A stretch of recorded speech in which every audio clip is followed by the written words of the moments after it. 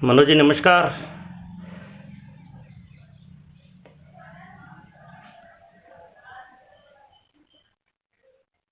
आवाज़ आ रही है मेरी मनोज जी?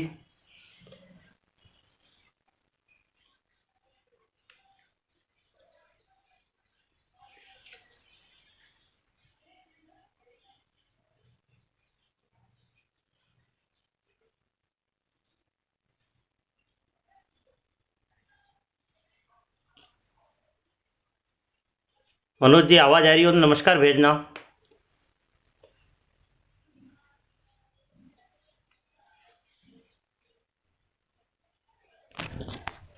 मेरा नवनिर्मित पोर्ट्रेट दिखाता हूँ मैं आपको।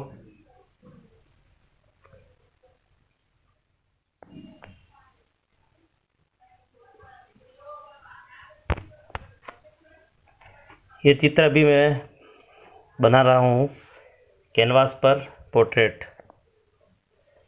अभी कार्य चल रहा है, इसका आधा काम हुआ है।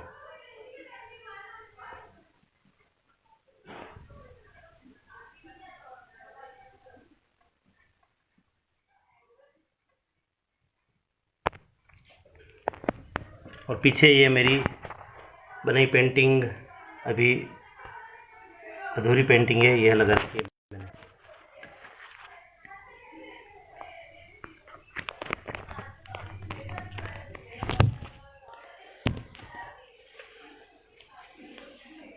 तो सभी को नमस्कार। सभी आप कुशल मंगल होंगे। विगत 3-4 बुधवार से प्रत्येक बुधवार 4 बजे 5-7 मिनट की एक छोटी लघु कथा के साथ मैं आपके समक्ष उपस्थित हो रहा हूँ। आप सभी जानते हैं कि चित्रकला मेरी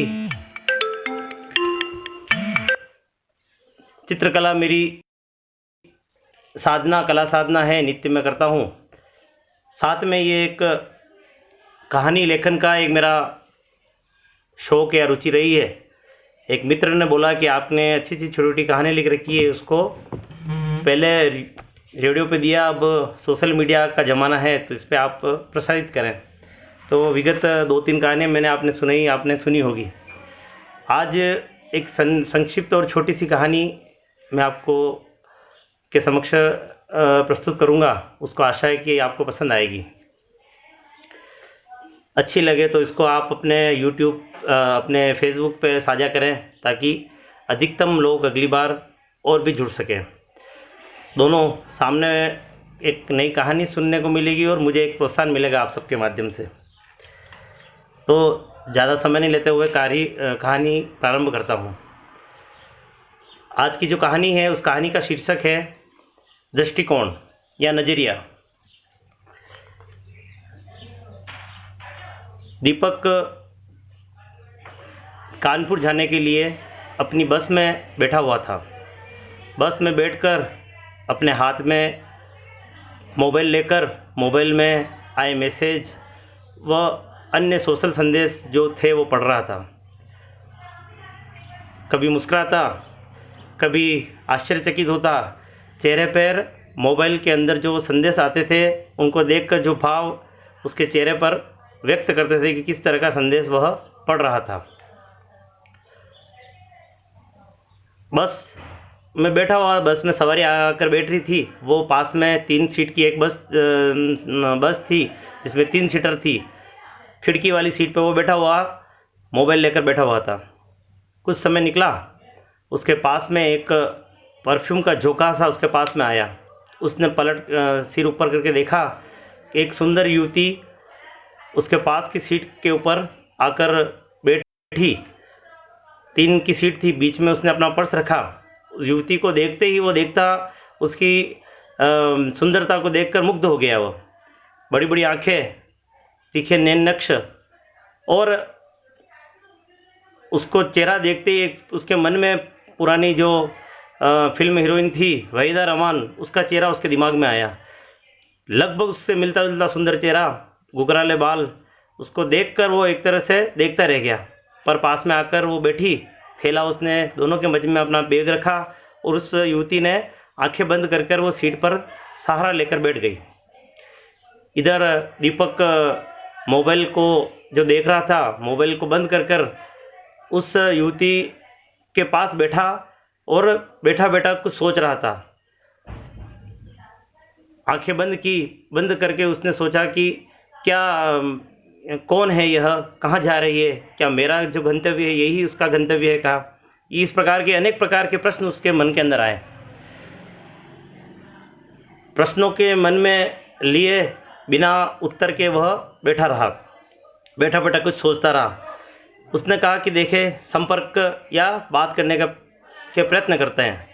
उसने पास में युवती बैठी हुई थी, आंखें बंद कर उसको उसने हेलो बोला, नमस्कार किया और बोला कि क्या आप भी कानपुर जा रहे हैं।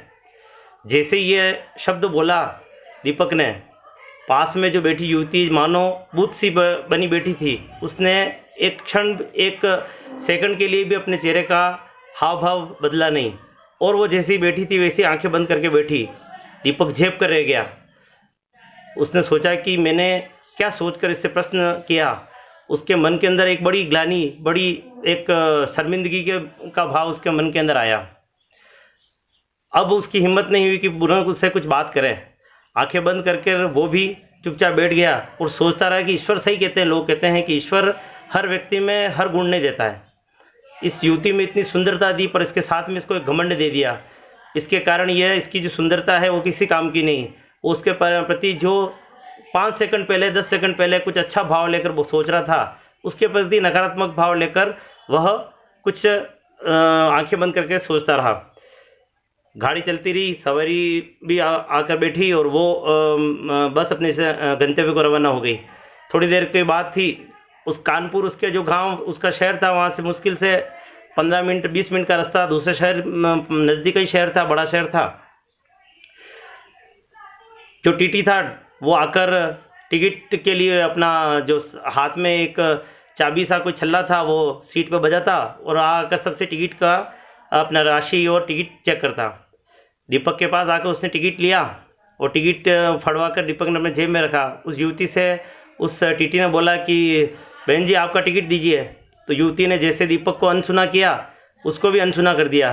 तो उस टीटी ने, उसके कंडक्टर ने उसके हाथ से स्पर्श किया और बोला कि बहन जी टिकट दीजिए। एकदम झटके से उसने आँख खोली युवती ने और अपना टिकट उस कंडक्टर को देकर पुनः आंखें बंद करके वो बैठ गई। दीपक के मन में जो उसके प्रति जो गुस्सा आ रहा था वो गुस्सा और ज़्यादा हो गया। उसने कहा कितनी घमंडी महिला है, पास में मेरे से चलो ठीक है, अनजान व्यक्ति से बात नहीं करते हैं, परंतु कनेक्टर आया, वो अपना काम कर रहा है तो भी इसको फुर्सत नहीं है, तो भी इसने उसका जवाब नहीं दिया। इतना कितना घमंड है, इतना ही अगर पैसा, इतना ही घमंड है तो अपनी टैक्सी में बैठती, क्यों सार्वजनिक बस में बैठी।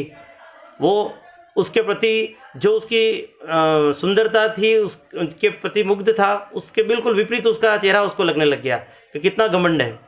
फिर भी आंखें बंद करके वो बैठ गया। कुछ समय निकला, 10-15 मिनट का समय हुआ और अपना गंतव्य जैसे कानपुर आया, बस रुकी। दीपक चूँकि आंखें बंद करके बैठा हुआ था और सवारी के उतरने का इंतजार करता, एकदम सवारी सभी खड़ी हुई। वह महिला जो पास में युवती बैठी थी वह भी खड़ी होकर वहाँ से उतर कर आगे चली गई। दीपक ने उसको उतरते हुए देखा। दीपक भी जब खड़ा हुआ तो जैसे ही वो खड़ा हुआ तो बरबस उसकी दृष्टि उसके पास में जो बीच में उसने थैले रखा वहाँ पर पड़ी। उस थैले को देखते ही उसको पता है कि महिला यह थैला अपना भूल गई है। उसको मन में गुस्सा तो ये आया कि थैला ही पड़ा रहने दे, परंतु उसने कहा कि उसके अंदर की एक मानवता जागी। उसने कहा कि वो भूल गई महिला, उसको थैला दे देना चाहिए। उसने थैला पकड़ा और थैला लेकर दौड़ता हुआ बस से नीचे उतरा। महिला, वो युवती लगभग 20-25 फीट दूर गई होगी। वो उतरते ही उसने वहाँ से नीचे उतरा और तब तक वो युवती और आगे निकल चुकी थी। उसने ज़ोर से आवाज़ लगी कि सुनिए, आपका थैला, ये बैग छूट गया है। युवती ने पुनः अनसुना कर दिया। उसने पुनः जोर से बोला, सुनिए, आपका थैला ये पीछे छूट गया है, मेरे पास है, कृपया रुकिए, मैं देने आ रहा हूँ। परंतु वह युवती रुकी नहीं।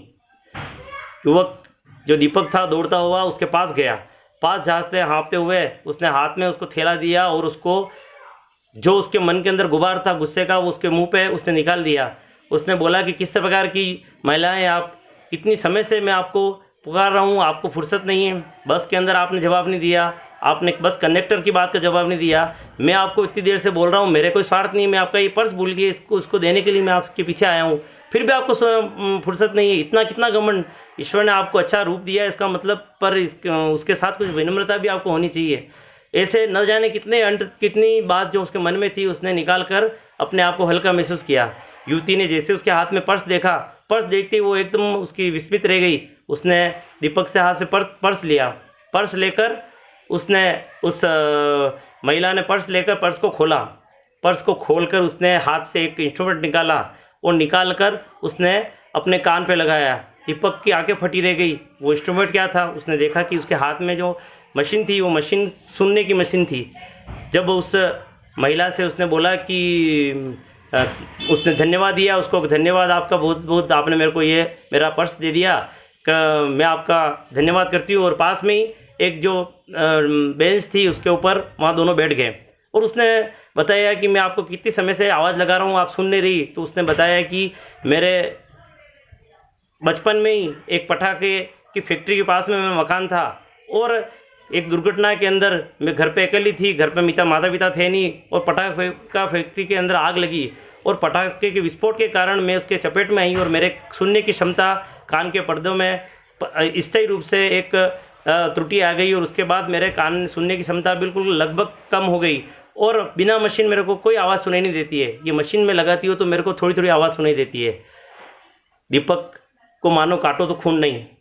जिस युवती के बारे में वह पूर्व में उसकी सुंदरता पे मुग्ध था, फिर उसकी बात नहीं सुनने पर वह उसकी व्यवहार, उसके जो घमंड पे वह गुस्सा हो रहा था, उसी महिला का यह रूप देखकर वह आश्चर्यचकित रह गया और मन में सोचने लगा कि किस प्रकार का मेरा पूर्वाग्रह नज़रिया, एक दृष्टिकोण मेरा इस महिला के प्रति था। हम सब जीवन में ऐसे कई व्यक्तियों और पुरुषों के या कई व्यक्तियों के संपर्क में हम आते हैं और हम उसके प्रति अलग ही प्रकार का नज़रिया बना लेते हैं, दृष्टिकोण बना लेते हैं। तो यह एक छोटी सी कथा जो है, ये कथा सीख देती है कि किसी भी व्यक्ति को जांचे परखे बिना जब तक संतुष्ट नहीं हो जाए, जब तक हम अच्छी तरह से उसको जांच परख नहीं ले, किसी भी व्यक्ति के प्रति हमको कोई नज़रिया या दृष्टिकोण नहीं बनाना चाहिए, पूर्वाग्रह नहीं बनाना चाहिए, वरना वह पूर्वाग्रह खुद हमारे लिए घातक होता है और सामने जो व्यक्ति है उस व्यक्ति के प्रति बिना बात में हम किसी एक गलत दृष्टिकोण को लेकर, उस व्यक्ति को पता ही नहीं होता है कि मेरे प्रति सामने वाला क्या सोच रहा है। यह एक दृष्टिकोण उस हमारे जो भाव है हमारे मन के अंदर आ जाता है। तो इस एक छोटी सी कथा से मैं एक संदेश ये देना चाह रहा हूँ कि व्यक्ति को हर समय किसी भी व्यक्ति को सोच कर, समझ कर, परख कर उसके बाद में उसके प्रति कोई दृष्टिकोण बनाना चाहिए, पूर्वाग्रह से ग्रसित नहीं होना चाहिए। बस आज के जो इस बुधवार की जो एक छोटी सी कथा थी, बस इतनी सी कथा थी। आशा है कि एक छोटी सी कथा आपको अच्छी लगी होगी और आगे जो मैं इसी प्रकार की छोटी छोटी अलग अलग जीवन के जो भाव है, जीवन के जो अलग अलग संबंध होते हैं, व्यक्ति के रिश्ते होते हैं, अलग अलग दृष्टिकोण होते हैं, उनके ऊपर मैं छोटी छोटी लघु कथाएँ आपके समक्ष प्रस्तुत करूँगा। आशा है कि आप मुझे सराहेंगे तो आगे भी इसको जारी रखेंगे। सभी को धन्यवाद। सभी आप सब जुड़े उसके लिए पुनः आपका आभार। मिलते हैं अगले बुधवार। धन्यवाद।